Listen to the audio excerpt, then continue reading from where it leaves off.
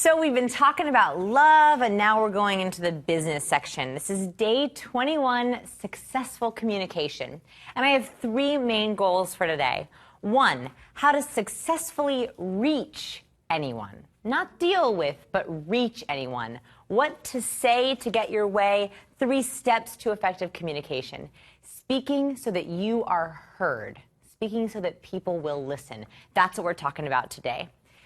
So when we talk about communication, you have to be very clear in your communication. And I thought I would show a little picture of a miscommunication that I had where I wasn't clear enough with my words. So my husband and I, we brought home leftover pizza. And I was like, hey, babe, would you mind wrapping up the leftover pizza? And this is what happened. What? I literally opened the fridge the next day and I was like, what? Like, I pulled it out and I was like, technically it's wrapped. And he's like, I did wrap the pizza. And I was like, but it doesn't, it's like harnessed, like it does. It was to keep it. Anyway, so I showed this picture because communication is all about communicating your needs effectively. Using the words so that you might think you're saying something clearly, but they don't always hear the same message that you think that you sent. So here's my warm-up for us today. When do we miscommunicate? When does it happen for you in your life? Where do miscommunications happen the most? Allie, yes, tell me. When I'm rushed and I don't take through the time to think through what they need to hear. Yeah, rushing. When you're like, I'm just assuming, or I don't have time to address additional needs, and then communication breaks down. Absolutely. What are other times miscommunications happens? Yes, tell me. When I'm lazy. When I'm not in the mood to talk, I'll use a lot of words, and I'm like, I'm talking in like short bursts of sentences, and then it's not helping the other person. So. Right, and you can't clearly express the message, and they don't hear anything anyway back. Yes, more times. Yes, Ariana. When I'm thinking too much. Overthinking. Yeah. Yeah, and what happens when you overthink? Why does that cause miscommunication? Because there are like so many possible versions of reality going on in my head that I can't pick out which one is like the actual reality that I'm actually in. Yes, I love it. That happens to me more often than I would care to think. Lacey, I saw you raise your hand too. When I'm hungry. My brain doesn't. Yeah, so I suffer from something called hangry, which means that when I'm hungry, I get really angry. And I have gotten to the point where I can usually recognize that I'm getting hangry. And I'll just be like, I just need food. I'm not really angry, just feed the monster. Feed the monster. Yes, miscommunication breakdown a lot when that happens. I saw a bunch of other hands pop up. Yeah. By text message. I feel like there are a lot of times when there's a text exchange, and then when we actually see each other, it's like, wait a minute, there's something here. And it was, a misunderstanding. Words alone were not enough. Somehow there was miscommunications with the words that were communicated in digital people skills. I love it. What else? Some other hands pop up. What's funny is, I never know with warm-ups what kind of answers I'm going to get, right? And so what I was thinking when I wrote this warm-up question was actually situations where there was miscommunications. Like I was thinking negotiation, clients, partners, friends, colleagues, partners. Oh, I have partners twice because that important. So, but what was interesting was, and I love this, is that you guys actually took it a step deeper and said miscommunication happens from internal misfires. Too tired, too lazy, thinking too much. And so, miscommunication happens on 2 levels. It happens situationally, contextually, but it also happens in our own head, which I love that these warm-up exercises cause different things. So in these situations, what happens with communication, miscommunication, is ambivalence, frustration, differences in expectations is the big cause of miscommunication. Loss of business, missed opportunities, and fights. These are both causes and consequences of miscommunication. Just to get really focused on why we're doing this section, this is what we're trying to prevent against and stop using now. So what I want to suggest, take that all away, is something called value-based communication. It is a different way of communicating with people based on values, needs, and motivations. And when you use this, you get trust, you get harmony. Your communication is just easier. It just flows better. You get symbiosis where both people feel like they're benefiting. One of my favorite things is win-win, right? Anytime you can get win-win where both people feel like, yes, I'm benefiting from this relationship. Loyalty and clarity. Effective communication is the way that success happens more quickly. So communication paves the way for us to achieve things. It makes everything easier. It makes our clients loyal to us, and it clarifies what we need and what they need. This is skill number 26. I call it swing communication. Communicate to fit someone's matrix, motivations, and style. So in this course, we teach 33 different people skills. These are the skills that highly successful people use to communicate, interact, and build relationships. And swing communication, I mean, it's so big, it should be like 5 skills, really. That's how important it is. And today, we're focusing all on this skill. We are going to use the matrix for value-based communication. I'm sure you're not surprised that when you use the matrix, you use the platinum rule and say, how do they want to be treated? It makes your communication flow much easier. To make this really actionable, to make this lesson not just theoretical, but really something applicable, I want us to think about one person in our life who we can communicate better with. Who's someone in your life? Maybe your communication's already good, you want to level it up, or someone where communication isn't so good and you want to make it better. Who is someone in your life? And I actually want everyone to answer this question at home. I want you to think of at least 3 people that you would like to communicate better with, leveling up or just improving the communication relationship. So can we start, Lee? Would you mind starting? I know that I'm giving you no prep, but who's someone you want to level up? I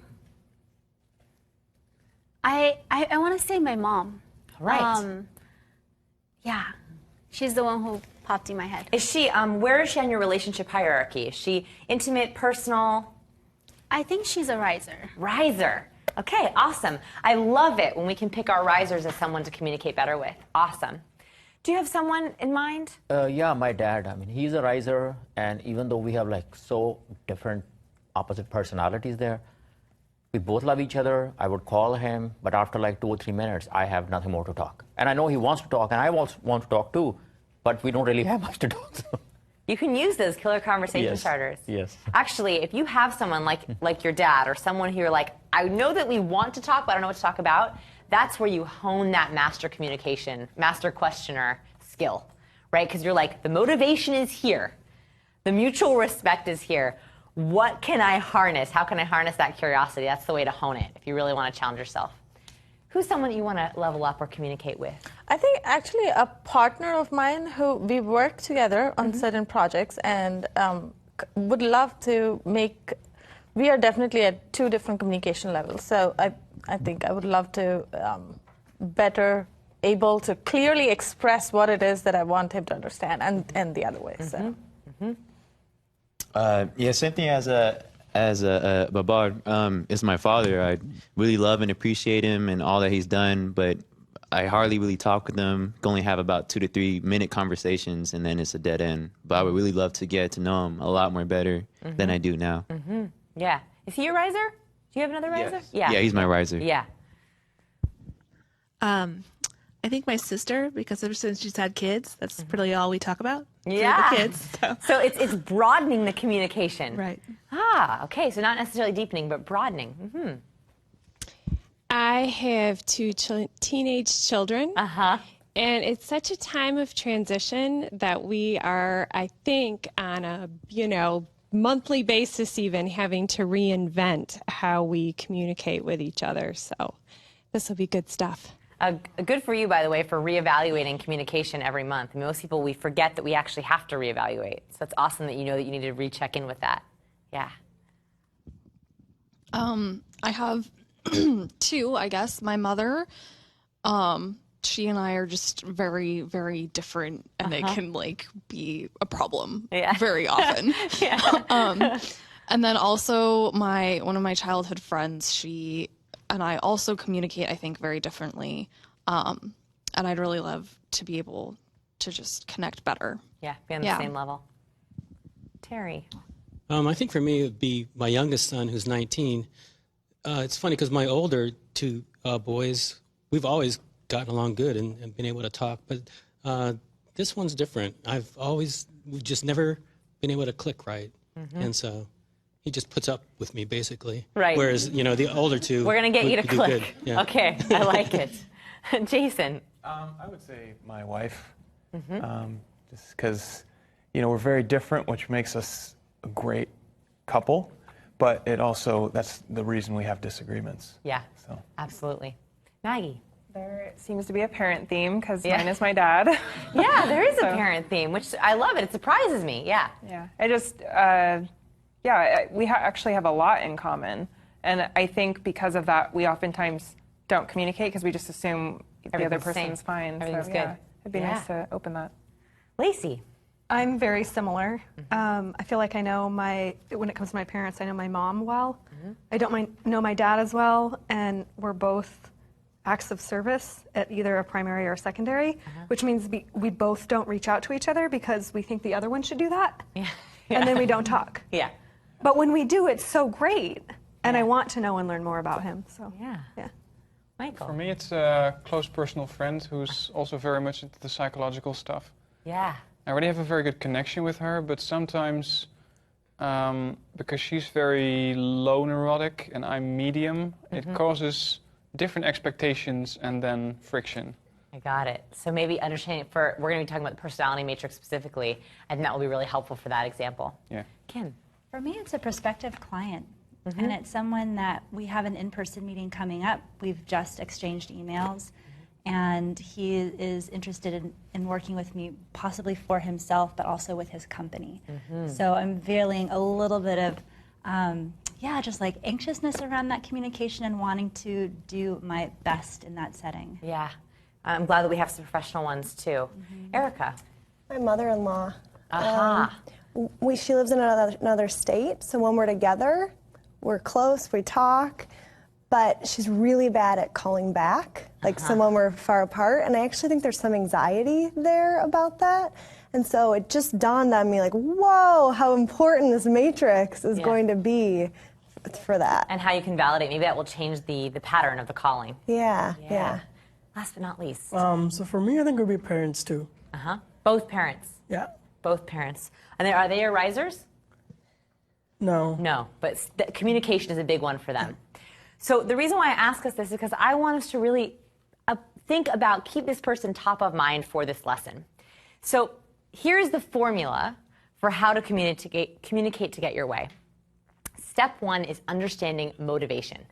When we understand what motivates someone, it's much easier to get on the same page. Now, in the work environment, usually when you say to someone, what motivates people, we typically think about money, salary, financial rewards first. But the problem is actually that's not usually what motivates us best. That's a common myth that we think that our primary motivation is that. Really, it's very different. Dan Ariely, he wrote a book called Predictably Irrational. And in this book, he talks about how we actually act in very mysterious and irrational ways, but it's predictably so. So here's a study he did about motivation, which I think is the underlying thread through communication. He did a study where he asked people to complete a task, and he offered them two different financial rewards. If they completed it they got $4, or if they completed it, got $40. Both groups had the exact same output. So no matter, even if they changed the reward, even if they offered more money, it didn't actually change how people did on the task. But this is the cool part of the experiment. He did a third trial where he offered $400. Those people did worse. So offering more money actually demotivated them. Now, this is a crazy way to think about motivation. Because when we think about motivating our colleagues or partners or clients, we think money, right? Get them more money. That's offer them more salary, offer them a bonus. But in a weird way, offering more money somehow shuts down our progress. And here's why. It is all down to Maslow's hierarchy of needs.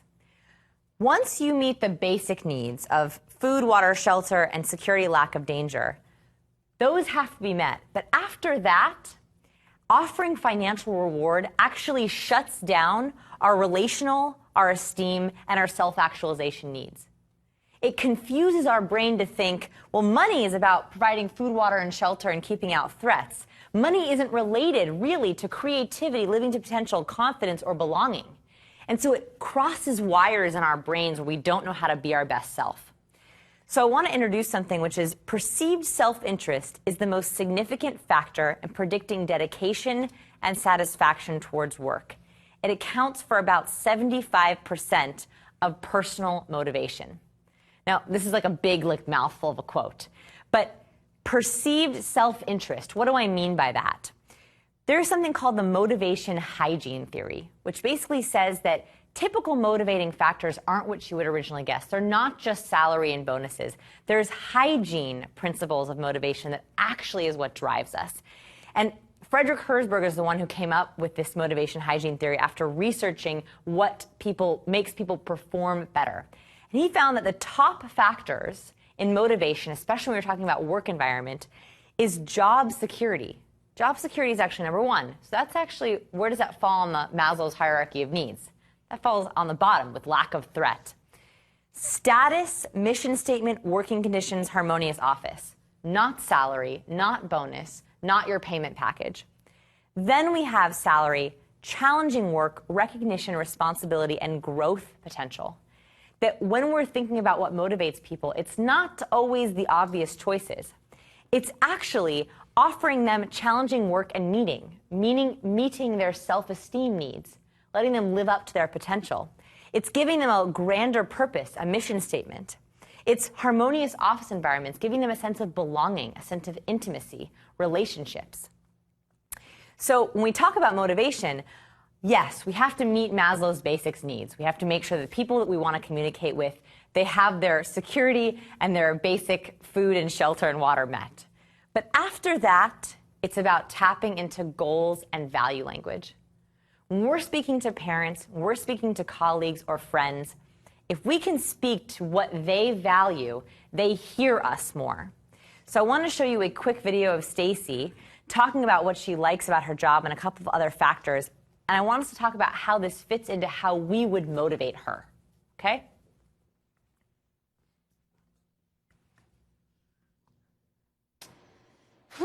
My biggest fear definitely would be just being alone, I think. I really feed off of a lot of people's energy, so when I'm alone, sometimes I feel just not there, I guess, not just sort of disconnected, and I don't like that disconnected feeling. I like being able to have energy around me. I know that sounds a little weird, but I feel like that's being by myself is a little, I would do terrible on a desert island. So we saw this video before, but it was in a different context. So we know that her value language and her intelligence, just from this video, is interpersonal skills and relationships, which means that when we're talking to her, what she values in her workplace and her personal environments is spending time with people, having a sense of belonging, building teamwork. So if we were her boss or we were her colleague, the way that we would motivate her is by providing and meeting those needs. I have a question. Sure. This is going back a minute, but Sure. with the $400 example. Yes. Just to make sure, because I didn't quite get it at first, but I think now I have it. Yes. So the larger amount of money, that was like, people were focused on that larger amount of money and not the growth and those other values that they would have otherwise been. Right. Is that Basically, true? it kicked them into fear mode. So like it made it so that you have the potential to have a huge amount of money that you could get. And so I think that it's a combination of their low road fear. So like it made it so that their high road couldn't go into creative thinking to complete the task, as well as I can't just enjoy the task. Right? I can't just enjoy succeeding and achieving the end of the task. No, there's like a monetary need that I could possibly get. I think it's a combination of both. Thank you. Yeah, sure. So how do we find out what motivates someone? So in your workbook, I have what I call motivation solicitation questions. So these are questions that will help you figure out how to motivate someone. And a lot of these have to do with work, but some of them are personal as well. So what did you love about your last job? Work. Personal. What do you wish was different? That question, when asked in a personal relationship, it could be, what do you wish was different about our relationship? What do you wish was different about the way that we communicate? That question can unlock a lot because it resets someone's brain to think about potential future. So when you're talking about those people that we mentioned, your parents or your friends, asking them, what do you wish was different about our relationship? What do you wish was different about the way that we communicated? That gets them out of the social script, the canned responses, that same old conversation that you have, to think about what could be, not what is. So I have a whole list of motivation solicitation questions in your workbook. Step 2 with communication is to focus on skills. So intelligence type, tapping into their intelligence type to make sure that we're using their innate skills. And the second aspect of intelligence type is improvement, right? So we learned that the fixed and growth mindset changed the way someone feels about themselves. And I wanted to share an interesting study done by Robert Wood, where he split groups up by fixed and growth mindset. He had some groups with all fixed mindset people, and he had other groups that were all growth mindset people. And he wanted to know, would they run a furniture company differently? He had them work on a software that simulated running a furniture company. And he wanted to see, over the course of an entire semester, would fixed growth groups and would growth mindset groups do differently? And he wanted to see if they would turn a profit. Here's what he found, fascinating on communication. The fixed mindset groups were very concerned with credit. They would say an idea and be like, that was my idea, right? Or whose idea was that? They also worried about good ideas versus bad ideas. I don't know if that's a good idea. I don't know if that's a bad idea. Whereas the growth mindset people, they had more creative ideas, even possibly silly ideas, right? And they just threw them out there. They also were willing to try and fail again. They kept trying new things in the software. The amount of trials they did in the software was almost double the fixed group. There was a 50% difference in revenue by the end of the semester. So what this shows us is, when we're communicating with people, trying and failing is the way. The reason I wanted you to bring that person top of mind is because I think every person mentioned, hopefully this is the same at home, is a safe person. I heard parents, I heard friends. That's a person where you could try using the master questioner technique. You could try using the ruck technique and see what happens, because that is actually where most growth happens. You can also use the personality matrix, of course, using our 5 different ocean personality types. And I just wanted to briefly go through how to do that with communication. This is a theory developed by Dr. Pierce J. Howard. He has a book called Personality at Work. And I think that he nails the communication styles for each type. Extroversion. This is his nicknames, by the way, for low and high. Low extroversion, introvert. They prefer quiet workspaces, solo projects. They tend to be observers. High extroverts, they prefer teamwork, open office space, and they are the best cheerleaders. Do you guys know the person that you mentioned, do you know where they fall on the scale, or do you have to find that out? If you give me a thumbs up if you think that you know. Perfect. If you don't know, you can go into the questions, the killer conversation starters that solicit how they prefer to communicate. Conscientiousness. So he calls conscientiousness, low conscientiousness, flexible people.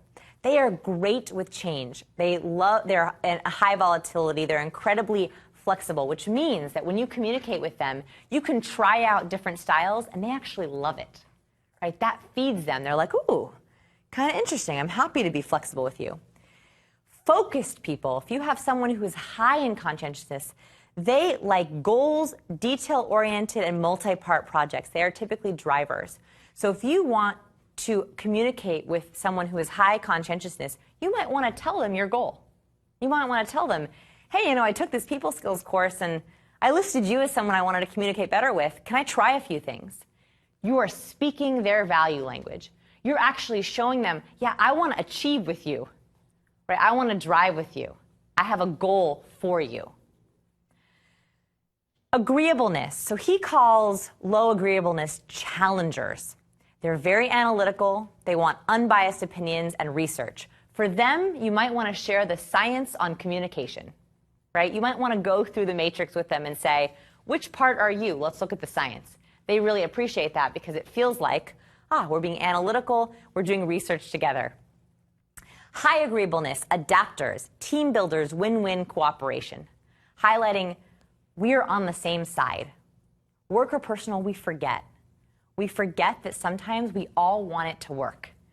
I even find this with my parents, definitely, when I call them. I forget we're very far away, and so I forget that we actually both want the same thing, even though they ask me the same questions every week, and I tend to ask them the same questions back. I need to challenge myself to get out of that mindset, to know that we're on the same side. We both just want to get to know each other. We just don't know what to ask. Neuroticism, low, resilient. This is what Dr. Howard says is low neuroticism. Stable, negotiator, low drama, being really direct in these communications. Tell them exactly what you want from the call. That's what they appreciate the most. High reactive, so this is when you want to give controlled environment, schedules and deadlines, and stable tasks. Now, in the work environment specifically, I want to address this. If you have someone who is high neuroticism that you work with, a client, a colleague, a boss, the best way that you can respect them is not throwing them any curveballs, giving them and sticking to deadlines and schedules, and being very transparent with your tasks. They will rise to the occasion. That is actually giving them the Pygmalion effect. Lastly, openness and originality. Low, preserver, practical, logical, specified tasks. High, explorer, idea person, creativity, visionary. So it's showing them that they are on an adventure with you, right? This course is an adventure. You're on a people adventure where we're exploring like discomfort and awareness. If you can highlight the exploration, I totally set you up there, I'm sorry. So setting them up to be on the exploration with you is the way that you can drive them. I want to do one quick video where I want to show you John, and I want to do his matrix together, okay? First, he says, I set goals for myself consistently, and failing to complete those goals to me is not an option. What does this is a quote directly from him. What does this say? Conscientiousness. Oh, yes, you're actually skipping ahead. What mentality does he have? Oh. Fixed or growth? Mentality? Growth, absolutely. So we can, just by that one little phrase on what he does on a daily basis, we know conscientiousness, we're going to get to, as well as the growth mentality. Can you know his value language from this quick quote? Anyone can try to guess? Yeah.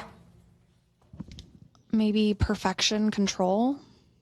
You got it. I want to throw you a kiss. That was really good. I think it's amazing that just from a short quote, we are able to guess a value language, which helps us with motivation and skills, as well as a mentality.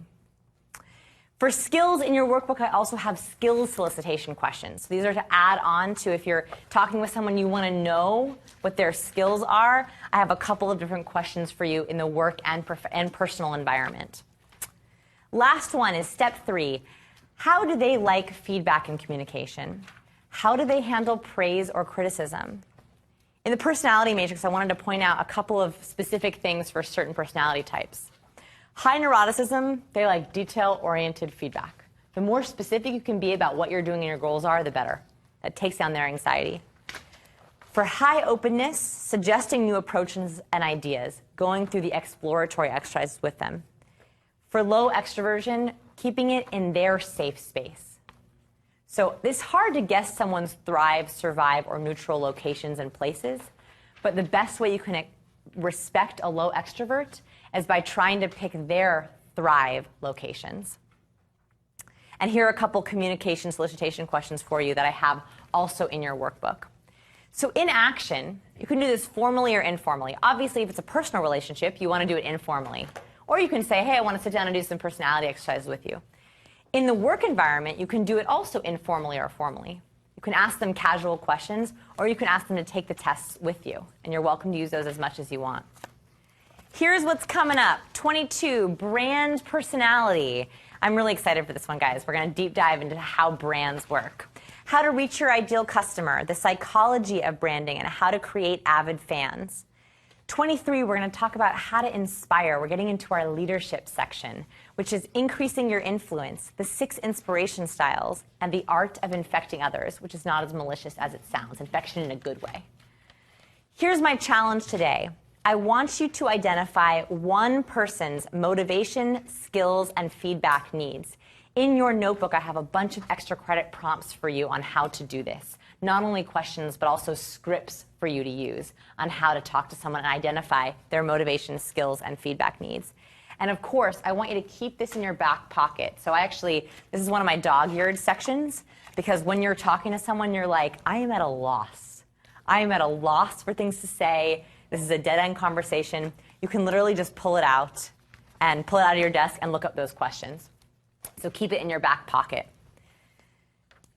Lastly, let's do what was the most important thing you learned today? We're going to do them real quick. At home, I want to hear yours at Vivan Edwards and the hashtag people skills. Yes, Lace. Sometimes I cop out because I just think, oh, I don't know what to say, or I wouldn't know what to ask, or they aren't asking me. Yeah. So I guess the biggest thing I learned is just that there is no excuse. I mean, we have questions. So they're here. And it's worth it. You know, it's like when I think about just my relationship with my dad, that's worth taking time and knowing him. Right. I have a learning actually from today that I learned. So my 2 warm-up exercises were figuring out miscommunications and we're asking who you wanted to communicate with. Your answers totally surprised me, which I love. I did not expect you guys to think about the internal side of miscommunication. I also did not expect so many personal relationships. When you were talking about who you wanted to communicate with, I thought you were going to give me a lot of work people. I thought you were going to give me clients, bosses, colleagues. And so I learned that I need to up my game on the communication side on the personal stuff. So hopefully I can add more a little bit later. I want to add more on the personal side for you. So I had a learning today as well. I want one more. If there's one more aha moment or most important thing. Yes. Just the fact of thinking of people's motivation at all. Yeah. I often just doing that. Yeah, and thinking about where they're coming from. Yeah, and what they really want to get out of it. I don't think about much. So I want to hear your answers as well. Please tweet me. I want to hear where your miscommunications come from and what your aha moment was from today. And use that hashtag people skills. We'd love to hear from you. Do you remember, Vanessa, so many weeks ago when we started this course, so many people who were live with us in the chat room said they mentioned all their family relationships.